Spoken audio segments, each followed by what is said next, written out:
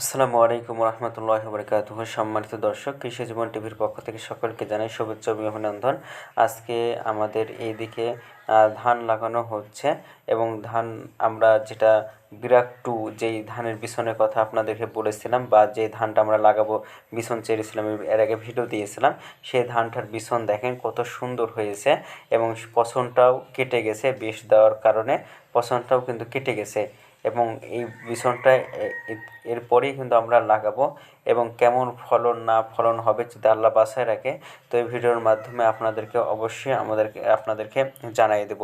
Already আমাদের আশেপাশে সব জমিগুলোতে ধান লাগাই ফেলছে, কিন্তু আমরা লাগাতে পারি নাই। আমাদের এই বিছন যেটা আছে, এই বিছনটা তোলার পর কিন্তু এখানে আমরা কোনো প্রকার গাড়ি নিয়ে আসতে পারবো না।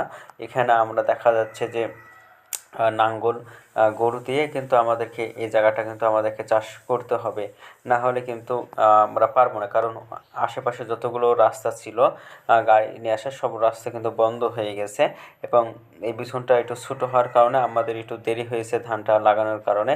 কারণ আপনারা জানেন যে আমাদের অন্য অন্য ভিডিওতে দেখাইছি যে আমাদের বিছনটাতে একটু হলো কী লেগেছিলো, পছন লেগেছিলো। পছনের কারণে কিন্তু বিছনটা নষ্ট হয়ে গেছে, অনেক বিছন নষ্ট হয়ে গেছে। সেটা আমাদের ব্যর্থতার কারণে, কারণ আমরা বুঝে উঠতে না পারার কারণে কিন্তু এই বিছনটা হয়ে গেছে এবং অলরেডি গোটা জায়গাতে কিন্তু আমার ধান লাগানো হয়ে গেছে এবং এই ভিডিওটা একটু পরে করতেছি, এটা দেওয়া হয়েছিল না। তো এই যে আমাদের ধান কিন্তু লাগানো হয়ে গেছে এবং আলহামদুলিল্লাহ ধানের অবস্থা কিন্তু অনেকটাই কিন্তু ভালো অবস্থায় রয়েছে। আর যদি কোনো প্রকার ঝামেলা বা কোনো প্রকার অসুবিধা বা কোনো প্রকার যদি বিষ প্রয়োগ করা লাগে, সেটাও আপনাদেরকে জানাবো যে এ ধানের আসলে কেমন ফলনটা হচ্ছে, সেটাও কিন্তু আপনাদের জানাবো। তো ভিডিওটি ভালো লাগলে অবশ্যই চ্যানেলটি সাবস্ক্রাইব করে পাশে